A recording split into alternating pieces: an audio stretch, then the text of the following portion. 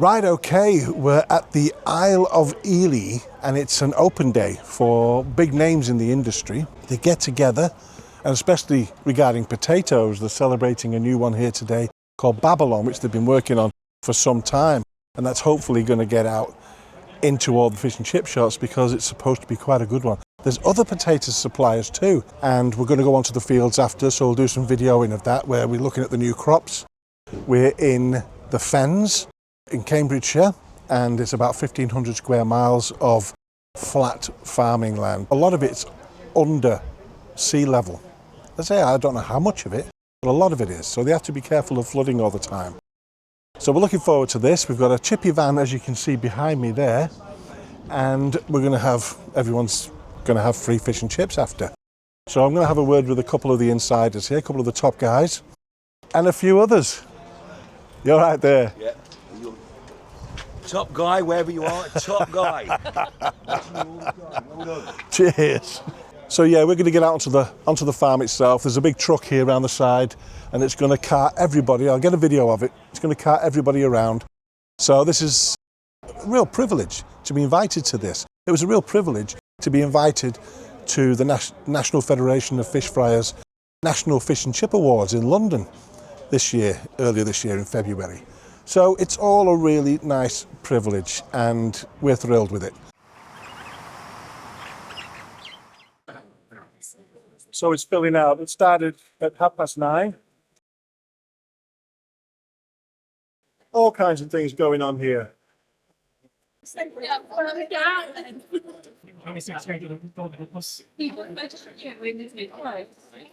Right, we're ready to go. Okay. So I'm with Austin Dack. Your man. Chippy chat. Yeah, tell us a bit about this, Austin. What's going on here? Well, here we are at Isle of Ely Produce. We're in the middle of the fence where all the best potatoes are grown. Thousands and thousands of acres, thousands of bags come from here, go into fish and chip shops. Here alone, we put 2 million bags into fish and chip shops, 80 million portions of chips. So we find it's only right to bring fish and chip shop owners, suppliers, people like yourself to come along, see what we do, join the rest of the industry. Where else do you get fish and chip shop owners queuing for fish and chips? And what are we eating here then? What's going on with these potatoes and this fish? So we've got local potatoes. Yep. Grown just five miles away. We've got not a new variety, we've got a different variety of fish. Right. Saved. Basically, fish prices at the moment are very high, and you found yourself. The price of fish and chips around the country is going up. Still think there's a good value meal myself. Fish merchants were looking at different varieties that fish and chip shops don't sell quite as much of. So this say there's a member of the cod family, but it's half the price of cod for fish and chips shops. Right. So there are lots of chip shops are trying it as a special to see what it tastes like. Some of them have a slight problem in the coloration of the fish that you'll see when you eat. It's meaty, it's nice, it's flaky, and it does a really good job I think as a special, £6-7 fish and chips, and tastes good. So how does it compare with haddock price? Haddock has started to go up a little bit more. Haddock was cheaper, but because a lot of the shops that are on cod are starting to go onto haddock, and the price starts to go up a little bit more. Basically what happens, and we've got some Norwegians here today, the price of fish from the Barents Sea has gone up the last 18 months considerably because the quotas are a lot lower. And also the fish that they catch are going further because the seas are getting warmer, so they get harder to catch.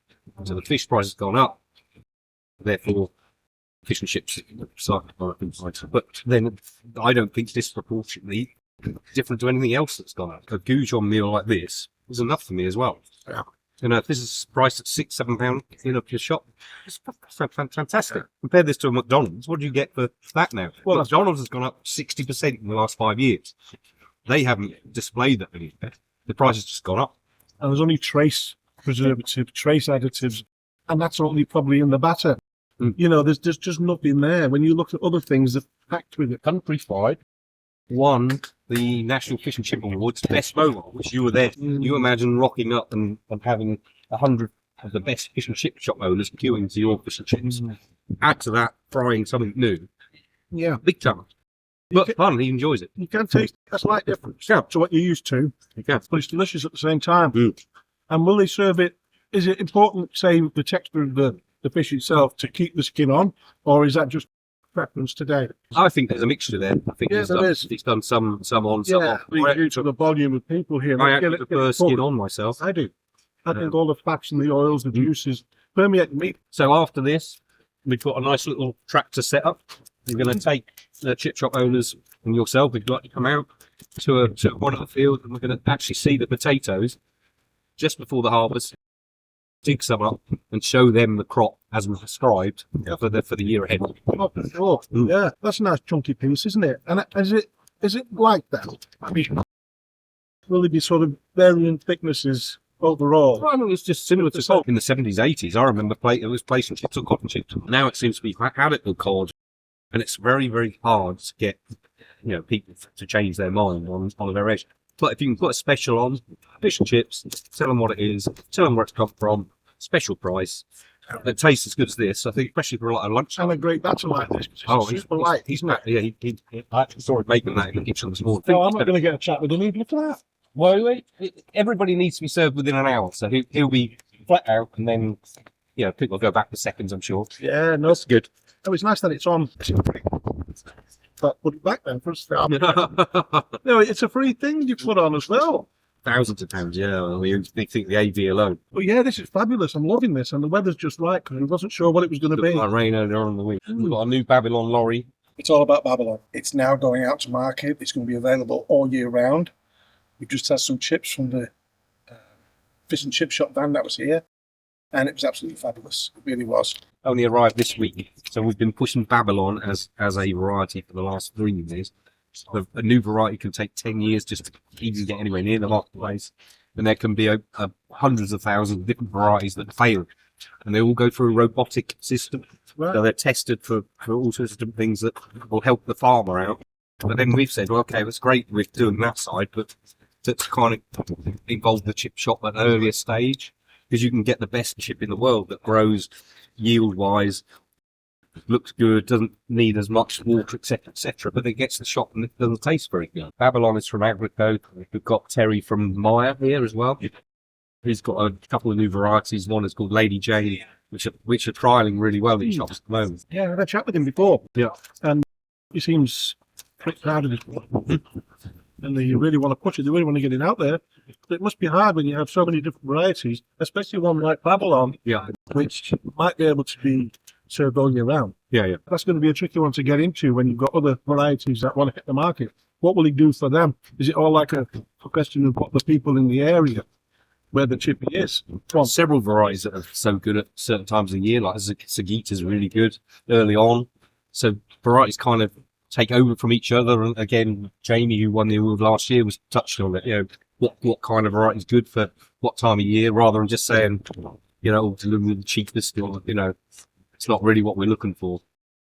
Dr. Mike, as I like to call him, he has already touched on the fact that potatoes won't be expensive for chip shops this year, but the better shops will look for the better potatoes. It's all good. Yeah, I'm impressed, and thank you very much for inviting us as You're well. very welcome. Hopefully you'll get involved with the awards again, and maybe I'll send you details on the board, because that's always good fun. And I've just having a look there, your madness thing, and you keep bumping into different people and the same people, and you get, I think you've got to have a rapport, and they're only going to share you far and wide a lot more because they know and trust you. The other guy that's going around asking for money, and he was in a pub the other day doing fish and chips. Well, he did a review of a chippy that we did yesterday. And one of the reasons I wanted to see that chippy was, other than it would have broke our 5-hour trip up, was that it looked good. I've seen a few things on TikTok and that, but then I saw his video. Gave it basically a 10 out of 10. Yeah. And I thought, what was it? Because you don't know. No. You can't go off those kind of reviews. Now, I said to Sue, what he's better off doing, or what he should be doing really, is giving them a kind of showcase. I'm showcasing this shop for this company, for the owners of this shop, not to actually give it a review. He's leave the review out unless he's actually saying, I'm getting paid to do this review. Yeah, I don't think it's the way to go, but we really enjoyed that meal.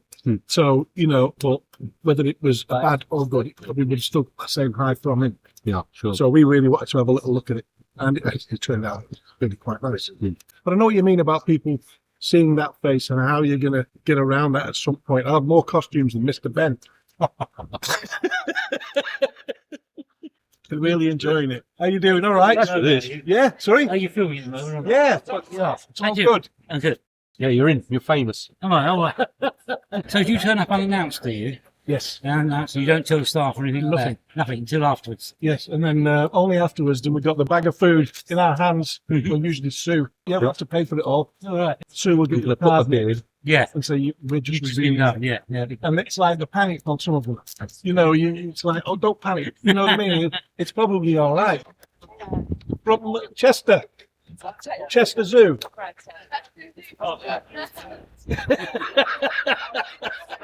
Get your masks off. Sorry, I need to ask Thank you very much. Sorry to interrupt an interview. You're on camera. But, I mean, you've got to go. No, come on. Real Food Cafe. You have to go to Real Food Cafe because it's yeah, fantastic. yeah, but it's not round the corner. You'd be very welcome.